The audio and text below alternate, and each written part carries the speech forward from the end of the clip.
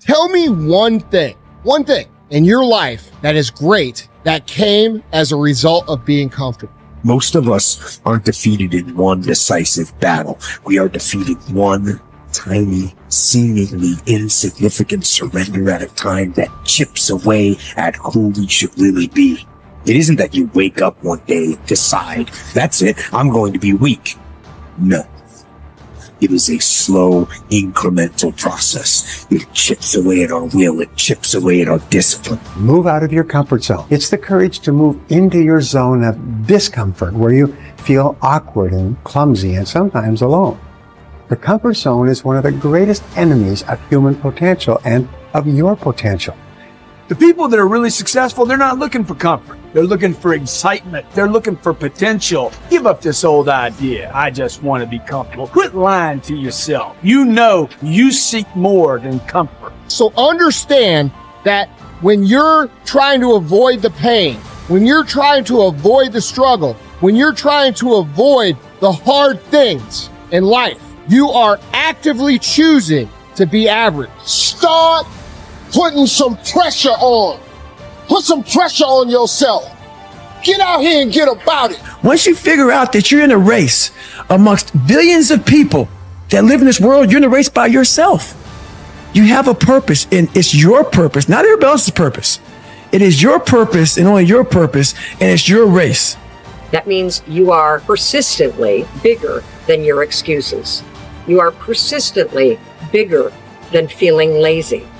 And you are persistently beating the feelings that typically stop you. Stop coming up with excuses. Don't give yourself permission to continue to live a small life. You can't fit a big dream into a small life. Give yourself permission to go for it, to test yourself, to challenge yourself, to live full. When the sun comes up, you got all the books, you got all the tapes, you got all the access. Now it's time to hunt. And what separates you from everybody else is that when it's time to hunt, you're ready to hunt. What I've come to appreciate when you're working on changing your life, changing some bad habit, getting out of addictive situations or relationships, or working to build a dream or making a difference in our society, it's hard. There are going to be all kinds of challenges that we all must face. You cannot live in this world without a challenge. You cannot live in this world without a struggle. Greatness is right on the other side of pain. So what are you running from it for? You say you want to be successful, then push through it. Stop making excuses and go get it. The lack of self-discipline is the major cause of failure, frustration, underachievement, and unhappiness in life. It causes us to make excuses and sell ourselves short. Perhaps the two biggest enemies of success, happiness, and personal fulfillment are first the path of least resistance and second, the expediency factor. The path of least resistance is what causes people to take the easy way in almost every situation. They seek shortcuts to everything. They arrive at work at the last minute and leave at the first opportunity. They look for get-rich, quick schemes and easy money. Over time, they develop the habit of always seeking an easier, faster way to get the things they want, rather than doing what is hard but necessary to achieve real success. The expediency factor, which is an extension of the law of least resistance, is even worse when leading people to failure and underachievement. This principle says people invariably seek the fastest and easiest way to get the things they want, right now, with little or no concern for the long-term consequences of their behavior. In other words, most people do what is expedient, what is fun and easy, rather than what is necessary for success.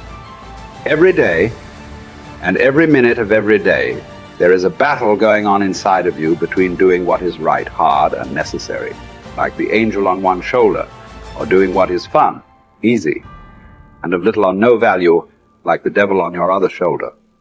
Every minute of every day, you must fight and win this battle with the expediency factor and resist the pull of the path of least resistance if you truly desire to become everything you are capable of becoming.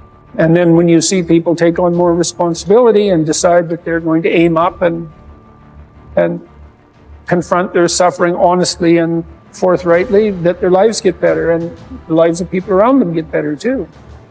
And so that's very strange as well, because it also means that the pathway to less suffering is through suffering, right? And that would be hopeful if the world was constituted that way. It's like, well, there's suffering. How do you make it worse? Run away. How do you make it better? Confront it. Yeah, but it's suffering. It's like, yeah, but it's there. There it is. It's right there. It's a precondition for existence or something like that. And it's like you have something important to do as well. And you confront it, and that's the pathway to transcending it. We need to figure out, like, now, today, what is, the best way to live your life? What is the, there's got to be ways where you can be putting forward the most positive energy. I mean, we know objectively what's causing pollution. We know objectively what's causing birth defects, and we're taking in too much chemicals and not enough vitamins. We know objectively all this stuff. We know how to organize our world, and yet we don't do it. We know how to organize our health, and yet very few people do it. We know all these things. The right path to, like, being like a happy, healthy person is to do all the shit that we already know you're supposed to do. Take care of your body. Take care of your health. Take care of your mind, your stress. Meditate, be kind to people. We all know that. I mean, you ask anybody, they know how to get by and to be the most evolved version of you that you can be. I mean, it's not like a magical checklist. If you talk to people about it, you said, okay, here you got a person, you want to improve them. What are the things that you're going to do to them? Okay, well, if I was a life coach, the first thing I would say is this guy's got to get on a diet that makes him healthy. I don't mean a diet just to lose weight. I mean just healthy foods in your body. Many, many vegetables.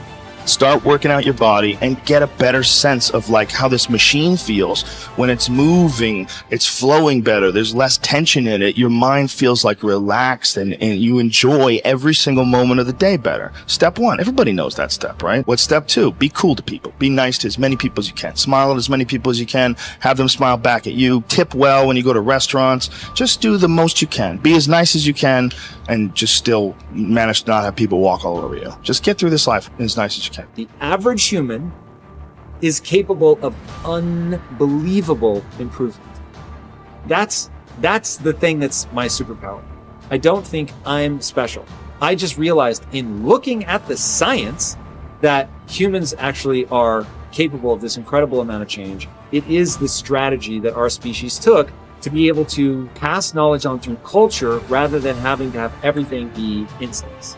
And in having that layer where we can drink in the culture and read books and learn from other people. And, even now we're all learning from things that people thought thousands of years ago and wrote down. Like, it's insane. It travels through to you, and all of that wisdom stored in culture, so that as your parents are teaching you things, they're actually encapsulating a ton of the wisdom that is endured, whether it's endured from religion or books or whatever. Like, you're bathed in a culture that is giving you all of this incredible information. And so recognizing how powerful and potent that is incredibly meaningful. But you have to understand that you have to allow yourself to believe that you can learn from that culture in the same way that everybody else can. And that's what you're designed to do. Now, for me, that completely gave me the confidence, and I put confidence in air quotes because it's not like I believe something specific about myself. I just believed that the human animal is capable of this extraordinary change. And so now I just needed to point myself in that direction. Now, this is the key, once I realized that I could get better at anything, it dawned on me that how I spend my time is a spiritual consideration. And I didn't want to die with potential that I failed to turn into skill set. That, to me, that speaks to me. How much of my potential can I actually turn into skill set and get good at this stuff and push and grow and improve? Like, that to me is just this incredibly intoxicating. So for me, the discipline, the confidence, all of that comes from recognizing the human animal. Nothing special about me. The human animal is capable of extraordinary change. I'm going to have to put time in the regime doing it, but I'm capable of getting this change.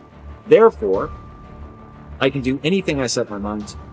Therefore, it really matters what I choose to spend my time on. Therefore, I want to put structure and discipline in my life so that I can move forward on things that excite me, that matter to me, because I really can have this big, crazy dream that I'm thinking of. So my discipline is really born of my desire to have that thing, coupled with my belief that I can actually get there. Desire and belief. Get those two things right, and the discipline will take care of itself.